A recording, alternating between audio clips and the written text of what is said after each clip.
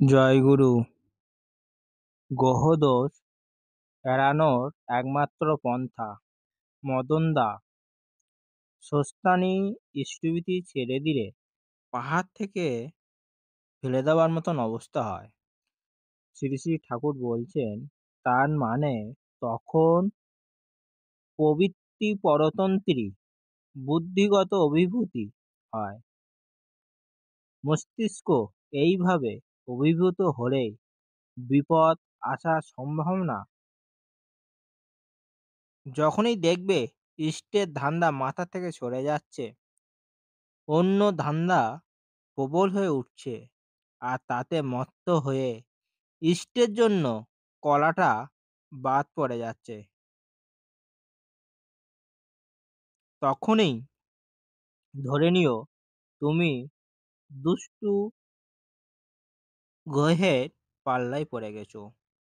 ওই অবস্থায় জোর করে নিজেকে ইষ্টার্থী চরণে ও করণে ব্যাপৃত করতে হয়, তাতে দুর্ভোগ অনেক কমে।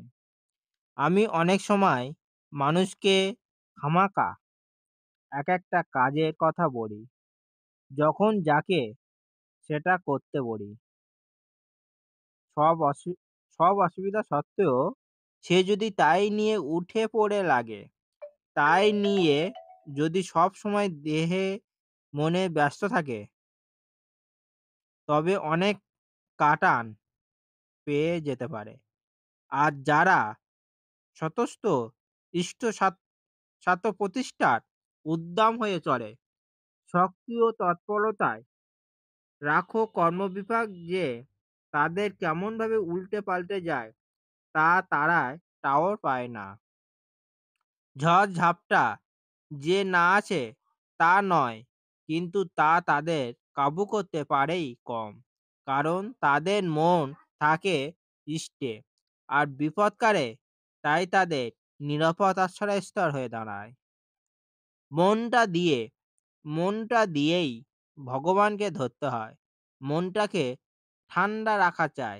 দেখো, একটা চালাকি আছে রে। দেখো, একটা চালাকি আছে রে। দেখো, এই মনটাকে ঠান্ডা রাখতে হলে পরিবারবর্গকে শান্তি দিতে হয়, ধর্মভাব ঢুকিয়ে দিতে হয়। নিজের পরিবারের ভিতর ধর্ম না ঢুকলে বড়ই কষ্ট পেতে হয়।